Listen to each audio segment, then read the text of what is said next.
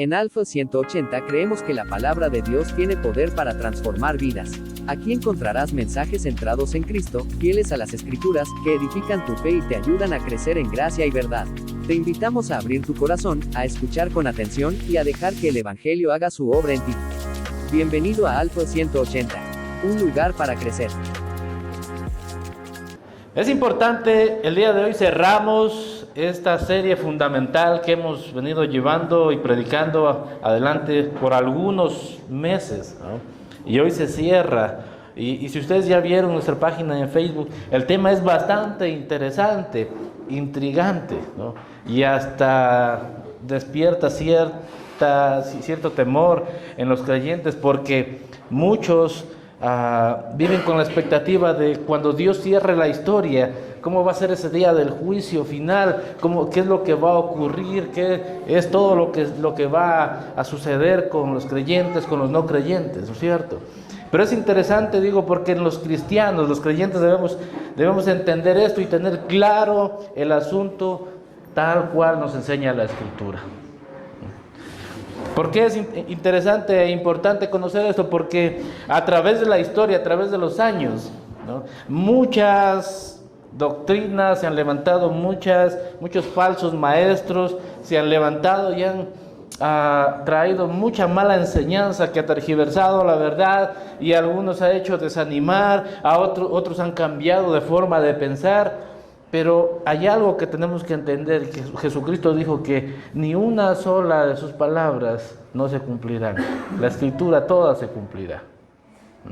Por lo tanto, es importante entender esto, porque aunque hayan pasado ya más de 2000 años de la venida de nuestro Señor Jesucristo, el reloj cronológico de Dios sigue en curso y su propósito sigue cumpliéndose, y todo sigue según el orden divino.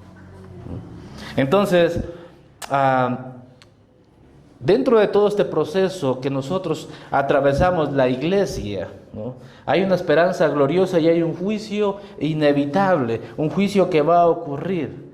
Y dentro de todo este proceso, como dije, hay algunos aspectos que nosotros debemos conocer, que nosotros debemos entender, y el cual nos trae primero esperanza, tranquilidad, paz, confianza en Dios, ¿no?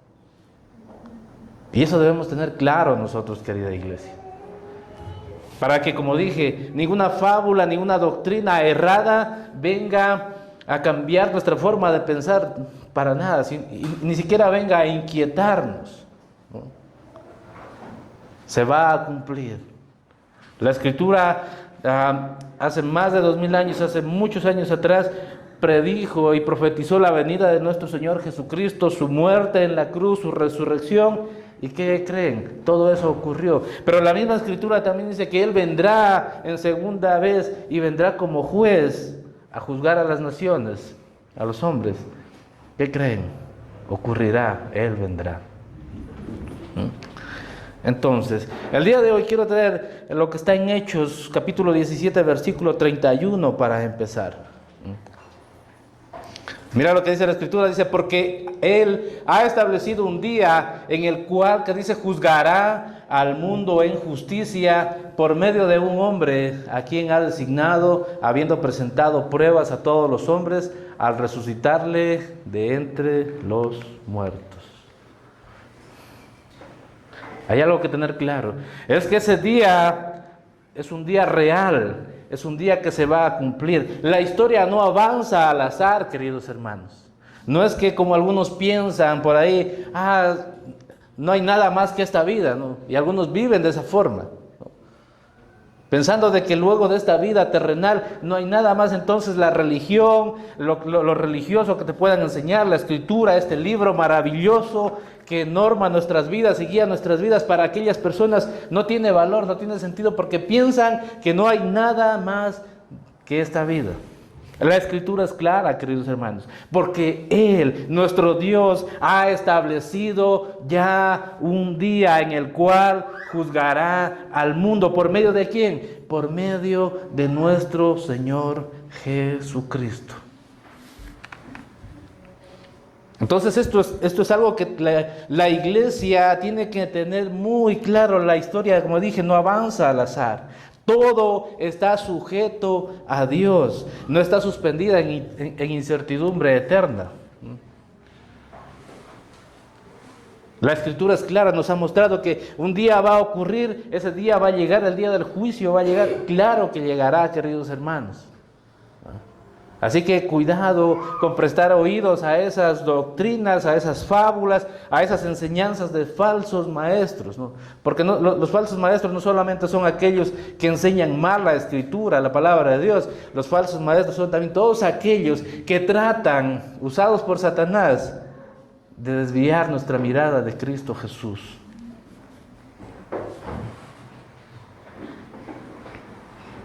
El día es real, ocurrirá. Tiene un punto final determinado por Dios. Mateo 24, 36, Mateo capítulo 24, versículo 36. Mira lo que dice acerca de este día, el Señor Jesucristo mismo, acerca de este día. Pero de aquel día y hora, dice, nadie sabe, ni siquiera los ángeles del cielo, ni el Hijo, sino solo, ¿qué dice? El Padre. Entonces, primero es que habrá un día, segundo es que es un día real, que ocurrirá, que ya está determinado por Dios el Padre, en el cual Jesús será el juez de los hombres de la tierra. Así que todas esas profecías cerradas, equivocadas, que determinan un día, ¿no?, para que eso ocurra, ya vemos a través de la historia que todos aquellos hombres se han equivocado. Por lo tanto, ¿son qué? Falsos maestros, falsos profetas. La Escritura es clara, dice que ese día solamente lo sabe Dios el Padre. No será un día improvisado. Está ya fijado en el calendario eterno de Dios. Así que, queridos hermanos, ¿esto qué nos debe llevar a entender? Que debemos estar preparados continuamente, preparados, anhelando incluso que ese día llegue en obediencia a nuestro Dios. Porque esto trae esperanza a nuestras vidas y vamos a verlo más adelante. Esto debe traer esperanza a nuestras vidas, porque ese día del juicio no es un día en el que los creyentes deban tener temor, peor terror, sino que debemos tener esperanza, porque ese día nos llevará a estar junto a Dios. Ahora, hay aspectos interesantes que nosotros debemos entender, que debemos tener claro, queridos hermanos. Porque puede ocurrir y puede estar sucediendo muchas de estas cosas. Es más, está sucediendo aún en la iglesia. Y nosotros tenemos que tener claro esto. Mientras el proceso de Dios se cumple, mientras ocurre la llegada de ese día en el cual Jesús juzgará al mundo. Preguntas como: ¿qué ocurre cuando un hombre muere? ¿Cuál es el estado intermedio del ser humano, del hombre? ¿No es cierto? La Escritura es clara, queridos hermanos. La muerte no es aniquilación. La muerte física, la muerte del cuerpo no es aniquilación, no es el final de todo, es el paso a otro sitial. En Eclesiastés capítulo 12, versículo 7, mira lo que nos dice la Escritura, interesante, ¿no?, para entender este punto de partida. Entonces dice: volverá el polvo a la tierra como lo que era, y el espíritu, que dice, volverá a Dios que lo dio. Este cuerpo, por más caribeño y por más que lo cuides, ¿no?, este cuerpo, cuando muera físicamente, mientras viene nuestro Señor Jesucristo, este cuerpo, dice la Escritura, que vuelve al polvo, ¿no?, al polvo de la tierra como lo que era. ¿Y el espíritu a quién va? A Dios que lo dio. Ahora, hasta ahí está bastante interesante, es muy clara la Escritura, pero ¿Qué ocurre con este espíritu? ¿Tiene conciencia? ¿No tiene conciencia? ¿Es como un espíritu flotante? ¿Es un fantasma que está por ahí? No. La escritura es clara. Primero al decir que el espíritu vuelve a Dios, entonces el espíritu continúa consciente delante de Dios, y Jesús enseñó esta realidad de la conciencia después de la muerte. Mira lo que nos dice en Lucas capítulo 16, versículo 22 y 23. ¿No? Y sucedió, dice, que murió el pobre y fue llevado, que dice, por los ángeles al seno de Abraham, y murió también el rico y fue sepultado. En el Hades alzó sus ojos estando en tormento y vio a Abraham a lo lejos y a Lázaro en su seno. Ustedes conocen la historia, la mayoría de cristianos conocemos este relato que Jesús hace, ¿no es cierto?, acerca de este lugar en el que este pobre Lázaro está siendo consolado, ¿no? Y el seno de Abraham es como ese lugar de consuelo, ese lugar donde ya recibe consuelo como el paraíso. Pero también vemos el otro punto en el que el rico es sepultado y en el Hades, dice, en lugar de tormento, de castigo, desde ya. Conocemos la historia que dice que este rico incluso implora para que vaya a alguien y les predique y les enseñe y les recuerde la escritura a sus hermanos, pero también sabemos que dice que de ahí nadie puede salir mientras no ocurra el día del Señor. Entonces, hay una conciencia, queridos hermanos, delante de Dios hay una conciencia, el espíritu está muy consciente.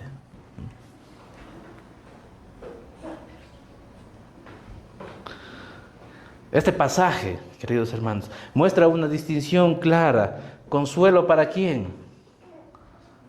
Para el justo. Consuelo para aquellos a quienes Cristo ha justificado, a quienes Cristo ha salvado. ¿Y tormento para quién? Tormento para el impío. Ahora, este versículo no solamente que rompe esa falsa idea de pensar de que el espíritu por ahí flota o es un fantasma o cuestiones como que todavía los espíritus están suspendidos en la tierra. No sé si han escuchado y para algunos les intriga y les llama la atención conocer todo aquello. Piensan que están por ahí encarnándose o tomando formas de otras personas y están hablando. No, la escritura es clara, que si el cuerpo vuelve al polvo, el espíritu va con Dios. Es clara al instante, no ocurre de otra forma. Y el justo es consolado y el impío ya va desde ya a tormento en el Hades. Derrumba también esa forma o esa idea de pensar de aquellos que creen en la reencarnación. Aquellos que creen que van adoptando cualquier otra forma hasta que el espíritu se perfecciona, hasta llegar al paraíso. Rompe todas esas expectativas, rompe todas esas enseñanzas, queridos hermanos. Hebreos capítulo 9, versículo 27, mira lo que dice, lo ratifica. Capítulo 9, versículo 27.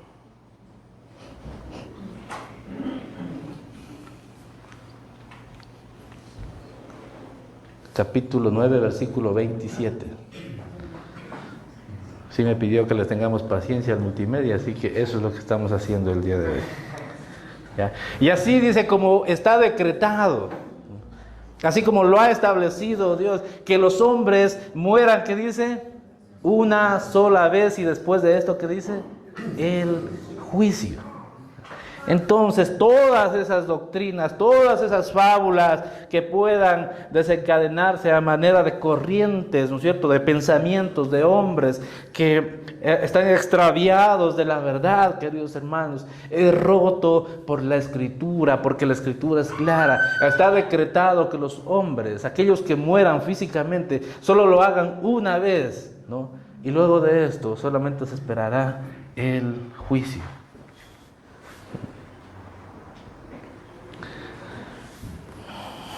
Ahora, como dije, para aquellos que conocemos al Señor, que hemos sido salvados por Dios, esto debe traer esperanza, alegría, consuelo a nuestras vidas, ¿no? El apóstol Pablo es claro. Y en 2 de Corintios capítulo 5 versículo 8 dice, hasta que lo pongan les voy a leer, pero cobramos ánimo, dice, y preferimos más bien estar ausentes del cuerpo y habitar con el Señor. Así que la muerte física, queridos hermanos, no debe asustarnos. A los creyentes no debe asustarnos, sino que más bien debe traer ánimo. Pablo dice, porque preferimos más bien estar ausentes del cuerpo y habitar con el Señor. Porque la partida de un creyente de esta tierra, la muerte física de este cuerpo, traerá el estar presentes delante de Dios, queridos hermanos, con el Señor Jesucristo. Por lo tanto, la Escritura nos invita a no tener miedo, a no caminar bajo el temor. De ahí la importancia de tener este entendimiento. ¿Qué es lo que va a ocurrir mientras llega el cumplimiento del día del juicio? ¿Qué es lo que va a ocurrir con aquellos que han muerto físicamente? Su cuerpo está sepultado. Aquellos que han creído están gozándose ya con el Señor, están siendo consolados. Y aquellos que no han creído, aquellos que han rechazado la gracia del Señor, están siendo desde ya atormentados.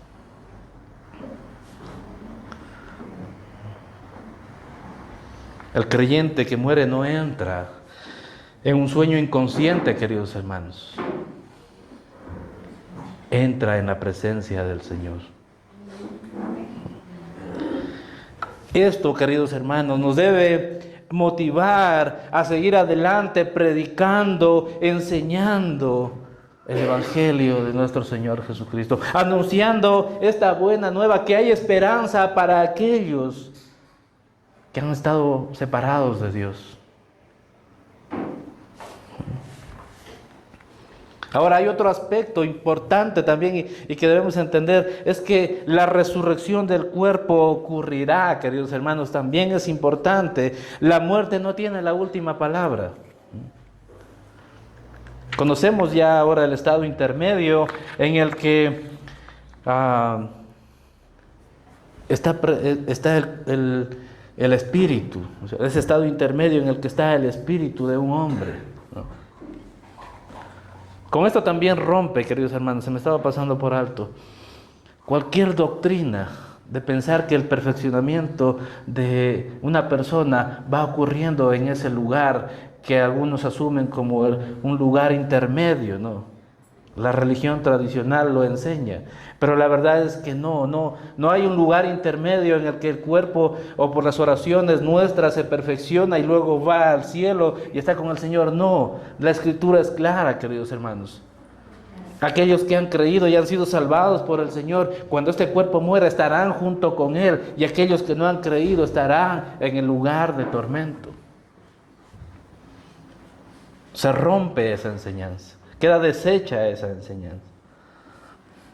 Pero acerca de la resurrección del cuerpo, en Juan capítulo 5, versículo 28 y 29, mira lo que nos va a enseñar la Escritura, es interesante.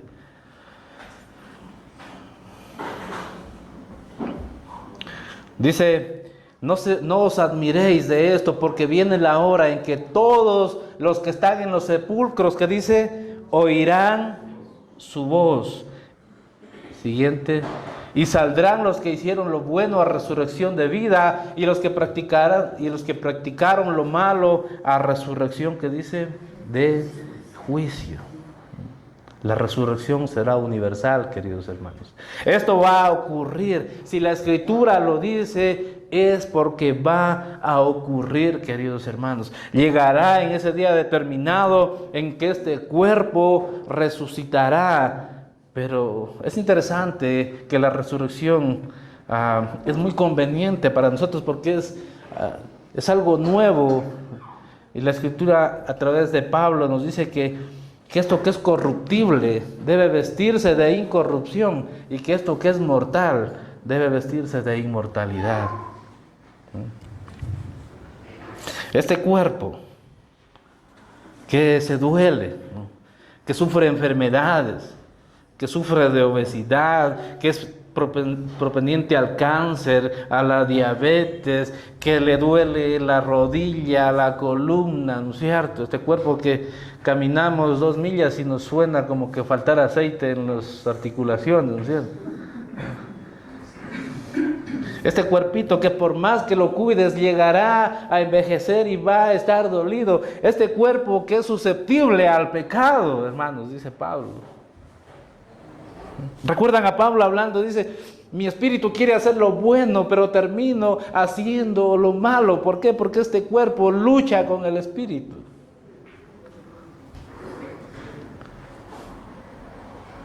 Este cuerpo es corruptible. Es un cuerpo que está susceptible a todo, a enfermedades, a dolor, a estar sufriendo. Y paso peleando con querer bajar de peso, hermano. Ya los otros 2 pastores están ya casi fitness y yo todavía, pero ya estoy logrando, hermanos. ¿No? Todavía no he pasado otra medida, entonces eso ya es bueno. Estamos ahí luchando. Estamos cuidando el templo del Espíritu Santo. Pero es interesante que dice que en la resurrección tendremos un cuerpo glorificado. Un cuerpo semejante a la gloria de aquel que nos ha resucitado, semejante a nuestro Señor Jesucristo. Un cuerpo que no sentirá dolor, ¿no? Un cuerpo que no luchará con el pecado. Un cuerpo libre de enfermedades. Me imagino que libre de envejecer, ¿no? Ya no tendremos que estarnos preocupando por las arrugas, ¿no? Por inyectarnos y vernos un poco más jóvenes. Ojalá nos haga a todos guapos el Señor. Pero si Dios ha prometido algo bueno y algo glorificado, créanme que el Señor lo va a cumplir. Y va a ser maravilloso encontrarnos en ese aspecto, un cuerpo resucitado, un cuerpo glorificado, queridos hermanos. Así como no seremos espíritus flotando en la eternidad, habrá un cuerpo resucitado, una corporación real. La Escritura es clara y nos enseña que esto ocurrirá. Va a suceder, queridos hermanos.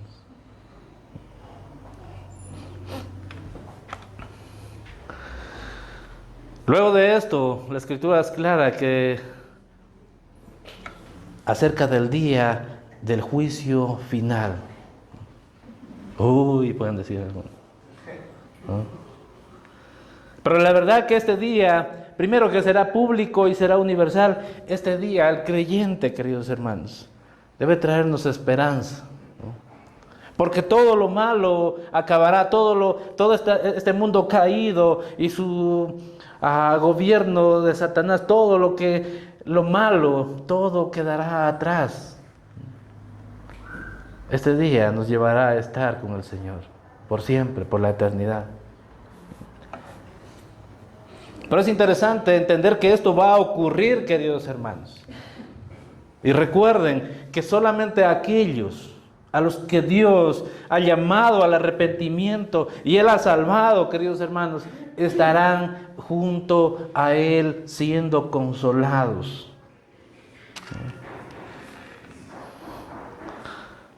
Por lo tanto, queridos hermanos, esto como trae esperanza a los creyentes, como es una buena noticia para los creyentes, también es una sentencia eterna para aquellos que no se han arrepentido, para aquellos que han rechazado la gracia de nuestro Señor Jesucristo. Y pueden pensar en su mente y decir, no, este mundo es nada más eso, no hay nada más después del mundo, te han lavado el cerebro, tú que piensas esas cosas, este libro ya está fuera de servicio, han pasado tantos años y no ha ocurrido lo que dice la Escritura, pero créanme que todo sigue el curso de Dios, queridos hermanos. Entonces en ese día se encontrarán aquellos que creímos en el Señor Jesucristo y aquellos que no han creído, y la verdad será expuesta delante del juicio de nuestro Dios. Mira lo que dice en Apocalipsis capítulo 20, versículos 11 y 12. Dice, vi un gran trono blanco y al que estaba sentado en él, de cuya presencia huyeron la tierra y el cielo, y no se halló lugar para ellos. Y vi a los muertos, grandes y pequeños, de pie delante del trono, y los libros fueron abiertos, y otro libro fue abierto, que es el libro de la vida, y los muertos fueron juzgados por lo que estaba escrito en los libros, que dice, según sus obras. Nada estará oculto en ese día, hermanos. Se conocerá todo acerca del hombre y será juzgado. Entonces yo les decía, ¿por qué esto debe traer esperanza a nuestras vidas? Y tranquilidad, confianza en nuestro Señor Jesucristo. Porque cuando estemos delante de ese trono del juicio, ¿no? Y cuando toque nuestra hora, la Escritura dice que nosotros tenemos abogado y al mejor de todos, al Señor Jesucristo. Y cuando se abra ese libro y se tenga que exponer acerca de nosotros, ¿adivina qué? Todos nuestros pecados, todo aquello que cometimos, aquello malo que hicimos, que nuestra vida hace, no será tomado en cuenta. ¿Por qué? Porque Cristo estará en nuestro lugar diciendo, yo he pagado por Él, yo pagué por sus pecados. Y la justicia de Él será imputada en nuestras vidas. Así que cuando se abra ese libro, lo que verán en nuestras vidas es la justicia de Cristo en nuestro lugar. Parece que no te alegra, hermano. Pero el día del juicio se ve de esa forma para los creyentes, se ve de esa forma para aquellos que hemos sido salvados por Dios, hermanos, por nuestro Señor Jesús. Y hay la otra forma en que se presentarán delante de Dios aquellos que pensarán que por el moralismo han ganado el cielo. No, es que yo fui una buena persona. Todos aquellos que no son representados por Cristo, que no han sido justificados por Cristo, irán a castigo eterno. Y ahí se romperá todo ese pensamiento humanista, humano, en decir que vivir una vida moralista te hace agradable delante de Dios. Déjame decirte que si no has sido salvado por el Señor Jesucristo, no has sido llevado al arrepentimiento por la predicación del Evangelio de nuestro Señor Jesús, nadie estará delante de Él siendo justificado de otra forma. Entonces aquellos que puedan pensar, ¿no?, de que sus grandes obras, ¿no?, de que sus grandes formas de vivir los hacían agradables delante de Dios, se darán cuenta, y de la peor forma, de que sus libros no están de que sus nombres, no están en el libro de la vida, queridos hermanos. Dice que juzgará a grandes y a pequeños, todos ellos estarán delante del trono. Aquellos que pecan deliberadamente, y podemos nosotros tener a estas personas como, qué bestia, qué hombre parasanguinario, asesino de tantas personas, como aquel moralista que piensa que no hace nada, no me meto con nadie, no juzgo ni critico de nadie. Ok, es una vida moral, pero no es una vida salvada por Dios, por Jesús. En el libro de Santiago, capítulo 4, versículos 17, mira lo que dice. Porque hay pecados de acción.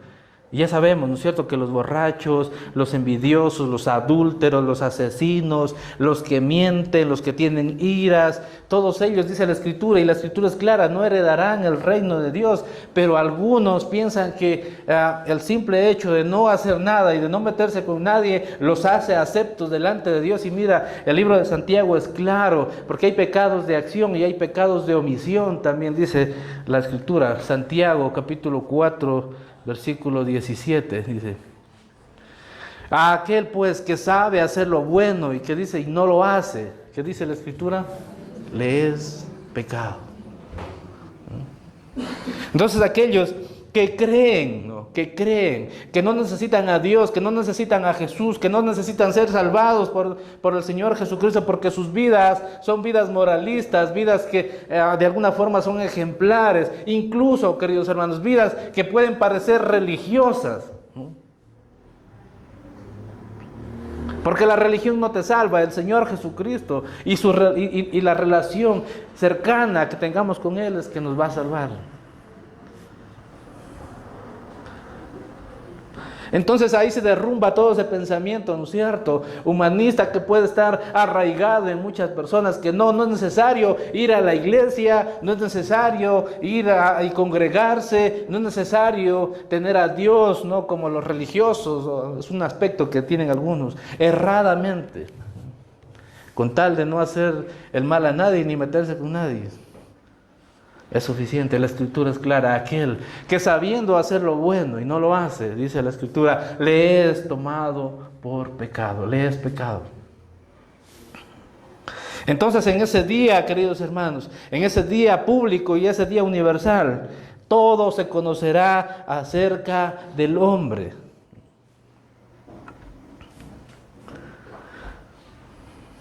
Romanos capítulo 14, versículos 10 y 12, mira lo que dice también.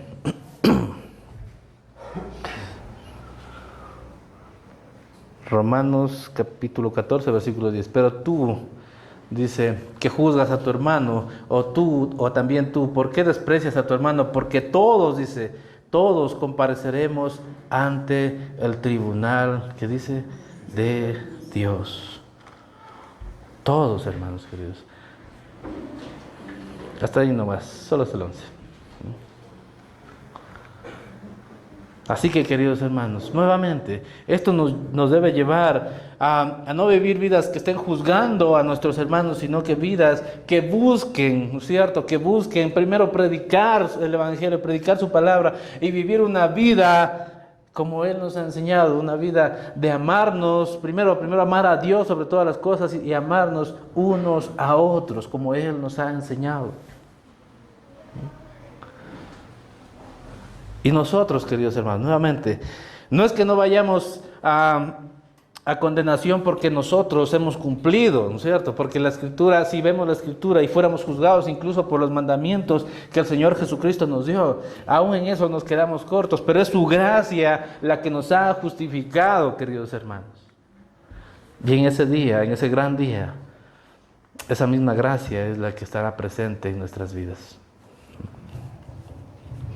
Ese juicio, queridos hermanos, no será injusto, ese juicio será perfectamente justo y ningún hombre podrá excusarse, ningún hombre podrá ponerse detrás de obras humanas para tratar de justificarse delante de Dios. Recuerden, la Escritura es clara, el apóstol Pablo lo menciona en Efesios, dice, no, nadie es justificado por obras para que tenga algo de qué gloriarse, no, nadie. Es por pura gracia de nuestro Señor.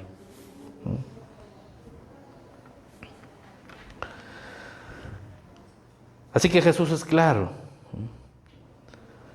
en mencionar que hay dos destinos eternos. Luego del juicio, del gran juicio delante de Dios, el juicio del trono blanco, habrán dos destinos certeros y eternos, queridos hermanos.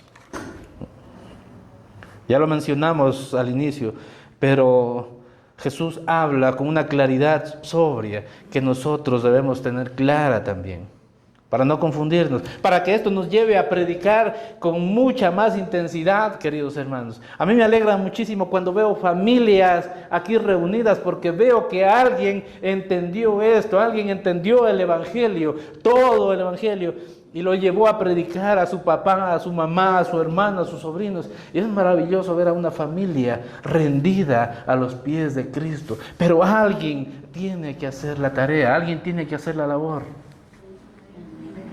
Entonces Jesús habla de dos destinos eternos con una claridad que a unos nos trae esperanza y alegría, y a otros sí, como dije, esa sentencia de juicio. Mateo 25, 46.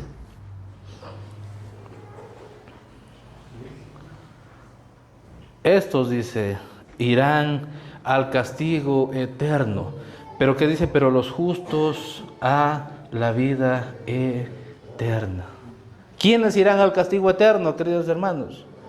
Todos aquellos que no se hallen inscritos en el libro de la vida, aquellos que en este espacio de la vida, en la tierra, rechazaron la gracia de Dios, rechazaron ir en arrepentimiento delante de Jesús, rechazaron el evangelio del Señor Jesucristo. Todos ellos irán al castigo eterno. Pero aquellos que hemos recibido y nos hemos arrepentido y hemos ido al Señor Jesucristo, iremos a vida eterna. Nuevamente, no hay un tercer destino, no hay un purgatorio, no hay un lugar de perfeccionamiento, no hay un lugar donde por más que pagues oficiamiento de liturgias, va a ir al sitio de gozo y de alegría con el Señor. No, no lo hay. La Escritura es clara y el Señor Jesús lo dice claramente. Dos destinos, el uno un castigo eterno y el otro vida eterna para los que han sido justificados por Él. No hay segunda oportunidad después del juicio, queridos hermanos. El destino de nuestras vidas depende de la relación que tengamos con Cristo, el ser conocidos por Él. Sabes que yo escuchaba una enseñanza de un pastor muy reconocido, no voy a decir su nombre, y ese pastor decía que no necesitamos tanto ser conocidos por Dios, sino que necesitamos ser ungidos por Dios. Y yo decía, tamaña barbaridad, porque la Escritura nos muestra que Jesús, hablando, dice que en los postreros tiempos, en los tiempos finales, habrá muchos que dirán: Señor, en tu nombre hicimos muchos milagros, echamos fuera demonios. Y Él dice: apartaos de mí, hacedores de maldad, no los conozco. Entonces yo veo la Escritura y digo, no necesito, y no despreciando la unción del Señor, que sea como Dios quiera, maravilloso si Dios nos usa, ¿no? Pero necesitamos ser conocidos por Cristo, queridos hermanos.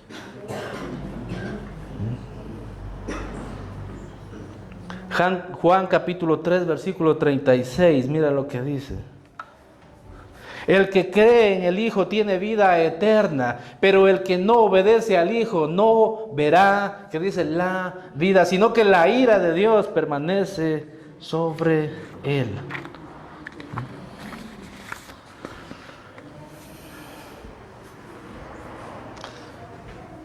Entendemos que estos dos destinos son reales, queridos hermanos. ¿Por qué? Porque la Escritura los muestra claramente. El Señor Jesucristo lo asevera, lo dice con claridad.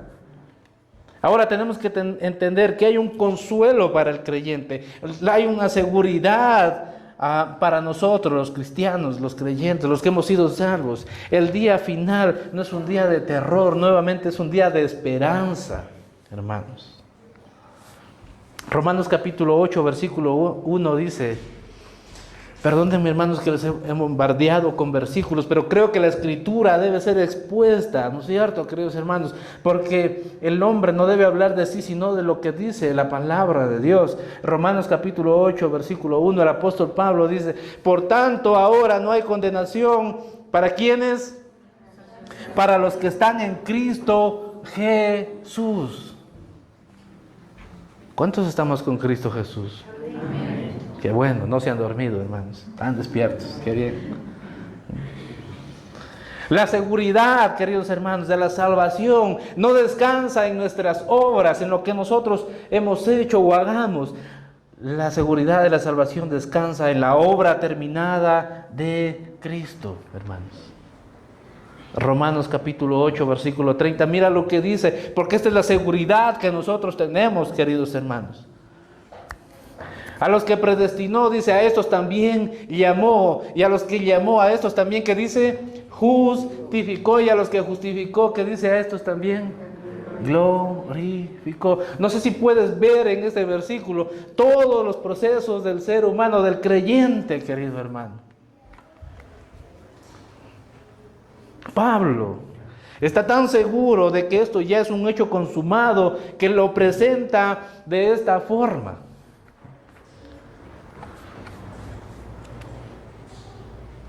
si has sentido temor, si has sentido ansiedad, angustia por el futuro, por lo que va a ocurrir, porque ¿qué es lo que va a suceder? Déjame decirte que esta es la seguridad que nosotros los creyentes tenemos que tener, porque Cristo ha hecho todo por nosotros. Él en la cruz expiró diciendo estas palabras: consumado es, todo está hecho. Apocalipsis nuevamente, capítulo 21, versículo 4. Esta es nuestra esperanza total y final de aquel día. Dice: Él enjugará toda lágrima de sus ojos, y ya no habrá muerte, ni habrá más duelo, ni clamor, ni dolor, porque las primeras cosas han pasado. Todo aquello que nos pueda doler, lastimar, llevar a pecar, todo quedará atrás en ese día. Esa es la esperanza que tenemos, en que estaremos con Él, con un cuerpo glorificado, gozándonos por la eternidad en la presencia de nuestro Dios. Ahora, ¿cómo debemos vivir a la luz de ese día, queridos hermanos? Primero, ya les he dicho, predicando con más intensidad, sabiendo que mientras esto ocurra, porque la Escritura dice que lo que algunos toman por tardanza, ¿no? Han pasado, sí, más de 2000 años, pero créeme, el apóstol Pedro dice, lo que algunos toman por tardanza no es otra cosa que la paciencia que tiene el Señor Jesucristo para que todos vayan al arrepentimiento. ¿Y cómo se arrepentirán si no han sido predicados? Y ahí entra ese conflicto, ¿no es cierto? De pensar, y si Dios predestinó, ¿cómo es que? No, hermanos queridos, nosotros no sabemos quién ha predestinado el Señor Jesucristo, pero nosotros sí tenemos esta tarea de predicar el Evangelio a toda criatura, querido hermano. Y así es que debemos vivir a la luz de ese día, hermanos.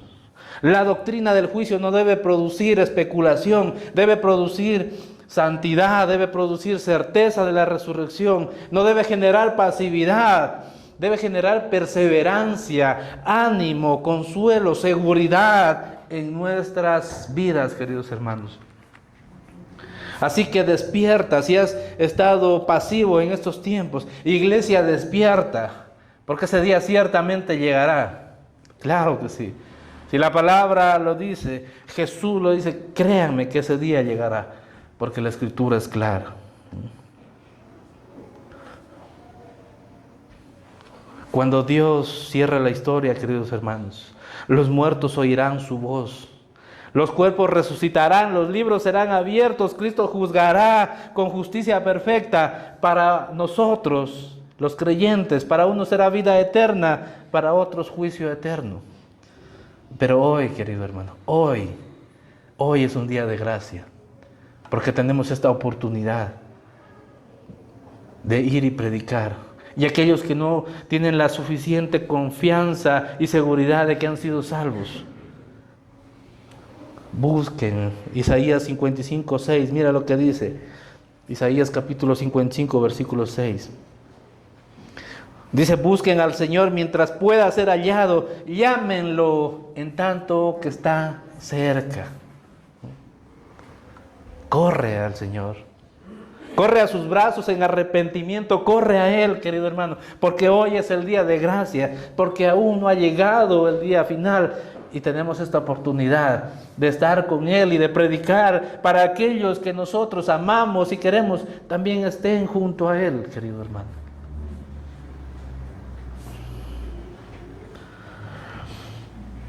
Hechos capítulo 4, versículo 12 dice: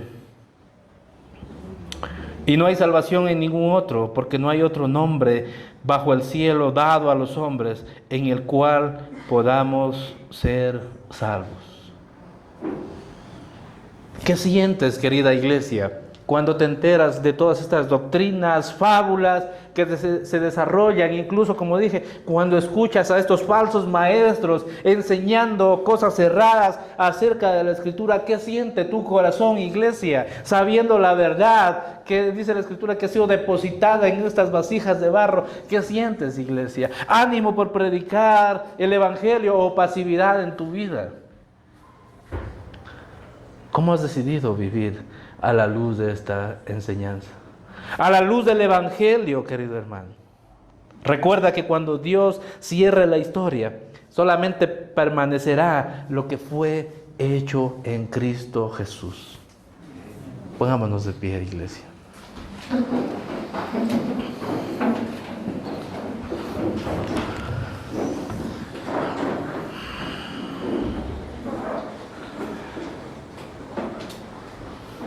Unas frases que pude ver también cuando estudiaba esta palabra.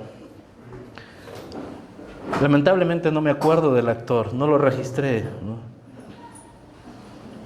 El autor de esta frase, pero decía que el único infierno que van a atravesar, lugar de dolor y de sufrimiento, que van a atravesar los creyentes, es en esta tierra, ¿no? Nada más, este es el único lugar. Y el único paraíso que experimentarán los incrédulos, aquellos que no creen en el Señor Jesucristo, será en esta misma tierra. Espero que podamos entender que lo trascendental, lo futuro, lo que viene, es realmente lo importante, lo eterno. Así que, querida iglesia, permanezcamos en Cristo Jesús, perseverantes. La Escritura es clara cuando dice que el que persevera hasta el fin será salvo. No porque caigamos de la gracia del Señor, sino porque esas noticias nos deben mantener con ojos abiertos, sobrios, buscando siempre la presencia de Dios, obedecerle a Él, estar con Él, queridos hermanos.